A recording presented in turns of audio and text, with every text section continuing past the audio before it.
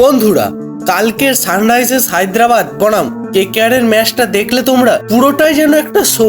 যেরকম ব্যাটিং সেরকম বোলিং, আর ঠিক সেরকম পাল্লা দিয়ে সেরকম ফিল্ডিং। আর কালকের এই জয়ের পর মনে হচ্ছে আমাদের নাইটদের কামব্যাক হলো ঠিক চ্যাম্পিয়নদের মতো। চলুন দেখে নি সেই 5টা দারুণ খবর যেগুলো কেকেআর কে 2025 আইপিএলে প্লে অফসে পৌঁছাতে সাহায্য করবে এবং হয়তো চ্যাম্পিয়ন্স হতেও সাহায্য করতে চলেছে। কিন্তু তার আগে বন্ধুরা, তোমরা যদি কেকেআর এর সাপোর্টার হও তাহলে অবশ্যই ভিডিওটি লাইক করে দিয়ে কমেন্টে লিখে দেবে আমি কেকেআর। তাহলে শুরু করা যাক। প্রথম সুখবর যেটা পেলো সেটা হচ্ছে ভেঙ্কটেশ আয়ার এর ফর্ম। প্রথম 3টে ম্যাচে ফ্লপ যাওয়া ভেঙ্কটেশ আয়ার আগের ম্যাচে দারুণ ফর্মে ছিলেন।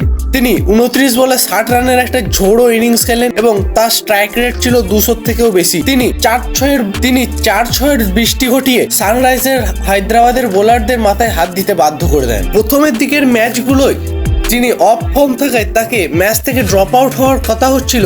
তখন তিনি আগের ম্যাচে কেন কেকেআর তার উপর ভরসা জুগিয়েছে এবং তার লেভেলটা কি সেটা দেখিয়ে দিলেন। পরবর্তী সুখবর রিঙ্কু সিং এর ফর্মে ফেরা। রিঙ্কু সিং প্রথম 3টি ম্যাচে বড় রান পাননি, কিন্তু আগের ম্যাচে তিনি প্রায় 180-র উপর স্ট্রাইক রেটে ব্যাটিং করেন এবং তিনি 17 বলে 32 রান সংগ্রহ করেন, যেখানে 4-6-এর বর্ষা অবশ্যই ছিল। যা এই দুজনের ব্যাটিং, ভেঙ্কটেশ আয়ার আর রিঙ্কু সিং এর ব্যাটিং ধীরে ধীরে এসআরএইচ কে পিছন দিকে ঠেলতে শুরু করে। পরবর্তী সুখবর হলো মিডল অর্ডার, যেখানে জ্বলে উঠেছেন আজিঙ্ক্য রাহানে। তিনি অবশ্য প্রথম ম্যাচ থেকেই জ্বলছিলেন। এছাড়াও অঙ্কুশ রঘুবংশী, রিঙ্কু সিং, ভেঙ্কটেশ আয়ার সবাই মিলে রান করেছেন এবং তাদের এই দুর্দান্ত পারফরমেন্সে আগের দিনের ম্যাচে কেকেআর একটা বড় 200 রানের টোটাল করে নিতে পেরেছিল। পরবর্তী এবং চতুর্থ সুখবর হলো কেকেআর এর বোলিং লাইন আপের আগুন ঝরানো।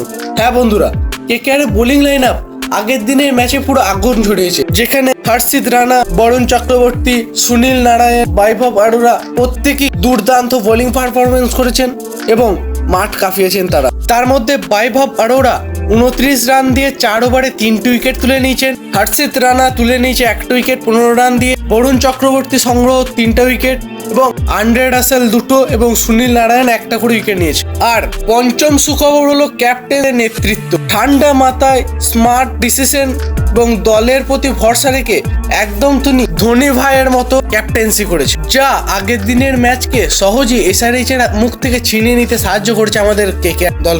এবং 6 নম্বর যে সুখবরটি আছে সেটি হলো আন্দ্রে রাসেলের অলরাউন্ড পারফরমেন্স।